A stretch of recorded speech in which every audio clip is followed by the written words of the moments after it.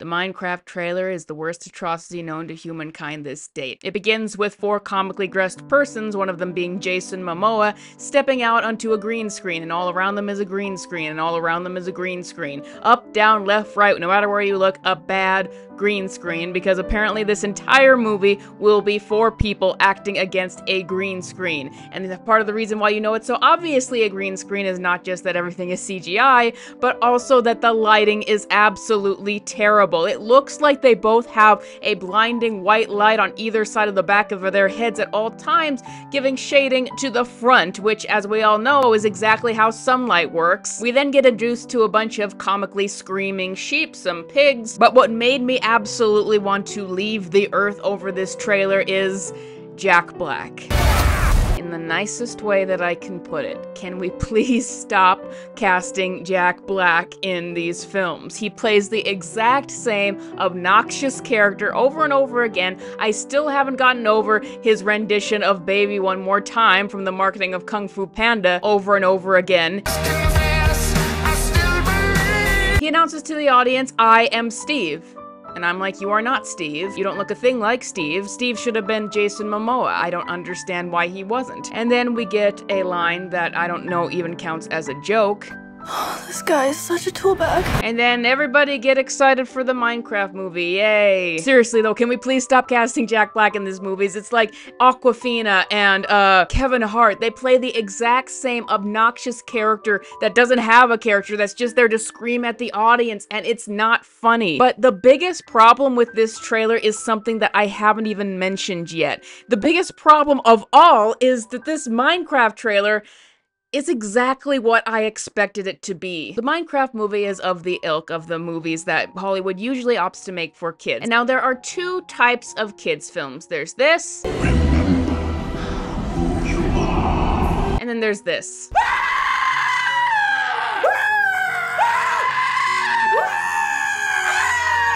There's this. Please get up. I'm not sure I can, Littlefoot.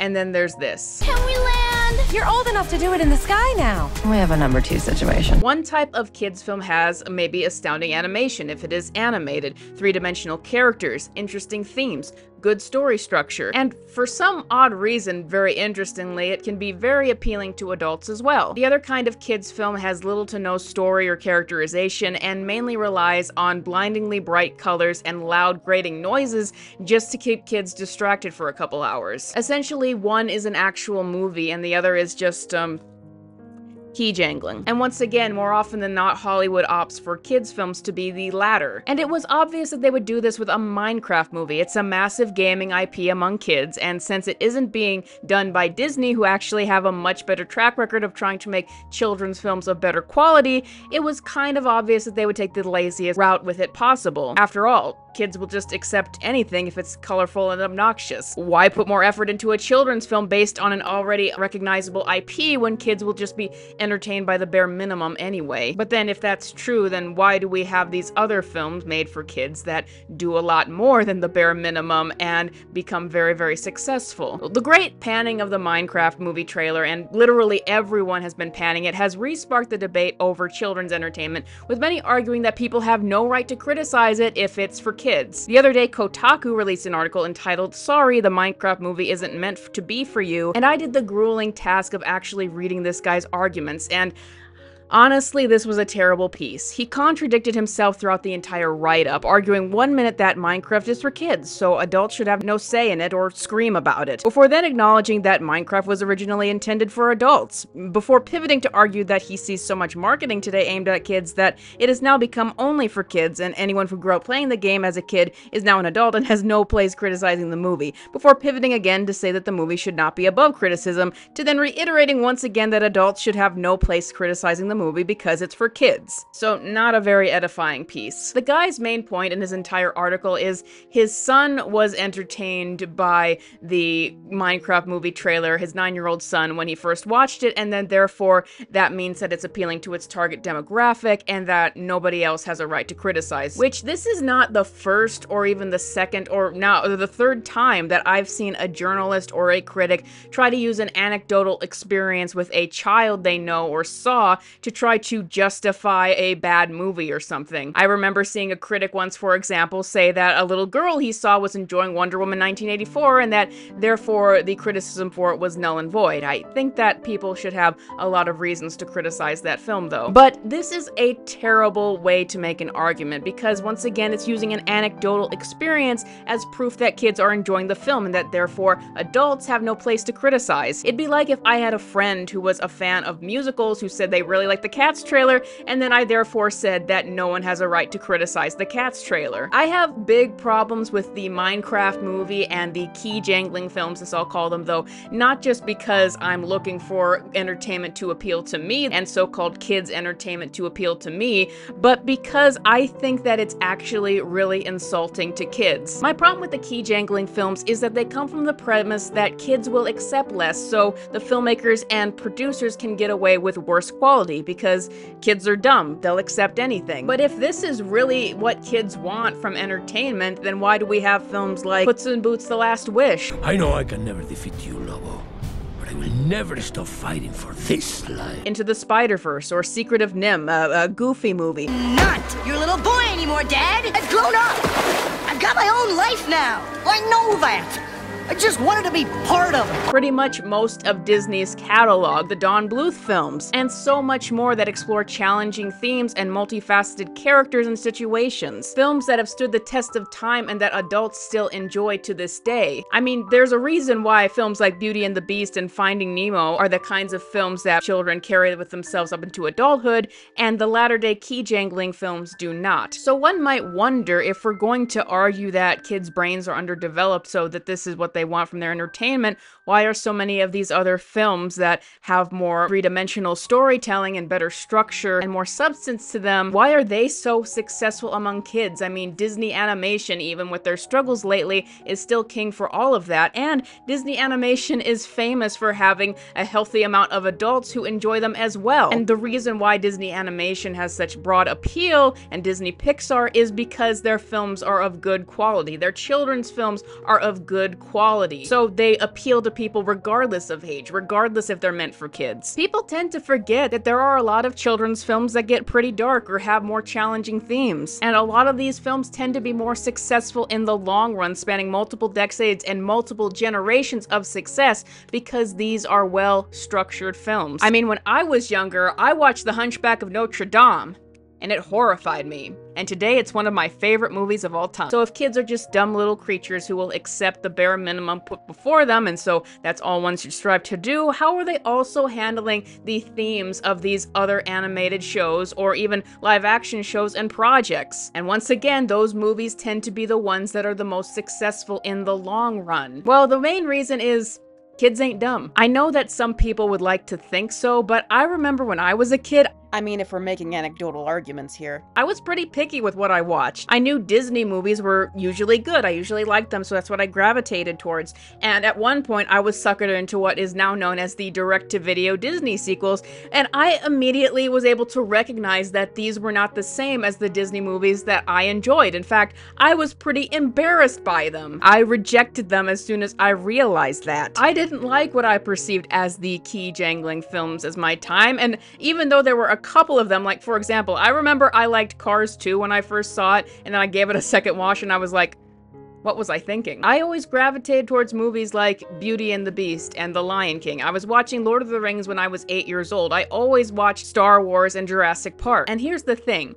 As shocking as it might sound, a lot of the same tastes I had as a kid are the same tastes I have now. There's only been like a couple films maybe that I gave a second look to as I got older, but most of the kinds of films I liked them the same. I've merely just expanded to like other things as well, because these films that I loved growing up stood the test of time, and they didn't talk down to me. That was very important. When I was a kid, I did not like being talked down to, and I would definitely meet adults that thought I was stupider than I was. And that's the problem with some adults, is that some adults underestimate kids because they've lost touch with them, and they mistake children's innocence for being dumb. But the fact of the matter is, most kids are really smart. They have the ability to analyze and learn from situations just like any adult adult does. When anyone is watching a show, the entire point is to experience something, see the situations that characters are in and their personalities, and as we watch them, if it's done well, then we assess it for themselves and we discover it for themselves and we develop our own opinions of that, and we can even learn from that. Like, the entire point, I say, of stories and why they're so great is they allow us to have experiences that we would never have otherwise, and that is definitely what is happening to kids as they watch shows, if the shows are well structured, if they're actually stories with substance, and it can be very, very formative. Like, I remember hearing people say that Mr. Freeze from Batman the Animated Series was the first time that they had been introduced to the idea of moral complexity. When I was watching stuff like Revenge of the Sith and Lord of the Rings, I was picking up on a lot of the themes because they were right there for me to analyze, and I was understanding it and developing understanding through it. Moving away from the anecdotal for a minute there, we just see that Disney Animation, they're on top of the animation game still in their influence on the Western animated children's films that stand the test of time, and it's because they have substance. It's the films with substance that people keep going back to, not just because they hold up now and can be great for adults, but also because these were meaningful movies for the kids. And to think that this is when kids are developing and this is when they're forming their worldviews and how they see themselves and other people, I think it's really important to consider what kinds of things they're putting in their minds.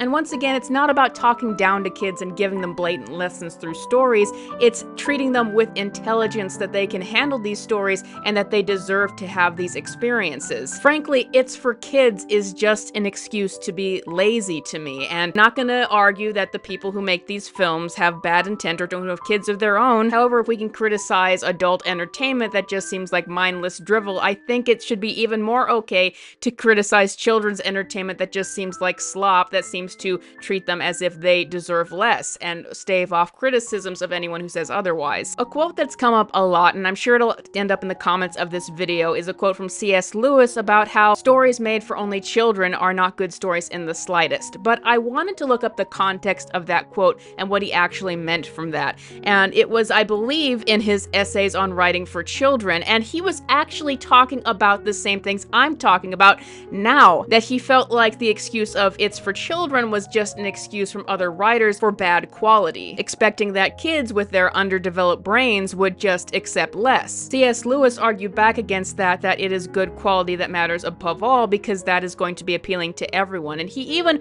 pushed back at the idea that we should have different genres, like putting things in the category for adult and kid. He pushed back the people who criticize adults for reading fantasies, and that he described his own experiences that when he was 10, he felt embarrassed to read fantasy, a genre that was often looked down on as just for kids. But when he got into his 50s, he read fantasy along with a ton of other novels, and he didn't feel bad about it at all, because he describes he had matured to the point where he was no longer concerned with being perceived as an adult. Which means that the people who criticize adults for liking Disney movies or Star Wars movies or Marvel movies also have no basis, and as Lewis suggests, are the ones actually being childish. It's a testament to the quality of these films that they can be enjoyed by adults as well as kids. But the point I want to make with this video is with the key jangling films versus the Disney animated films, or Puss in Boots: The Last Witch, or Into the Spider-Verse, or any of the better animated films, what I really hate about it is that it's really trying to get away with less just because it's kids that it's being made for, and it's treating kids as if they deserve less. They don't deserve to even have good lighting or good aesthetics for their films, because they'll just accept anything. But the thing is, Minecraft is in and of itself an example of something that's so good it appeals to both kids and adults. Maybe there will be 9-year-olds out there who are entertained by the loud noises and bright lights of the Minecraft movie, but maybe with a little bit more effort it could have been a movie with a much better aesthetic, with a much more interesting premise that we thought there'd be more of. Maybe it could appeal to both the kids and the adults who love this game, and it could treat kids with the intelligence they deserve, and that they do deserve things of quality as well. Which is why, all to say, adults are 100% in their right to criticize the Minecraft movie. Christopher Eccleston said of Doctor Who that he thinks it's important to give quality entertainment for kids so that when they get older, they know how to ask for better. And maybe that's the real reason of why dumbed down movies for kids are hoping for eventual dumbed down adults. The definition of kids entertainment should mean that it avoids subject matter content that is inappropriate for kids at the time. Not that it's stupider or less well structured or has more one-dimensional characters or has bad CGI or anything of the sort. But that is all I got for you guys today. say. What do you think of this video? What do you think of the quotes I included? I am editing and recording and making these videos 100% by myself, and I'm also filming a short film this week. So if you want to support my work, please check out my Patreon, as these 13 great people have done. Costs only $5 at minimum to sign up and support the channel. Thank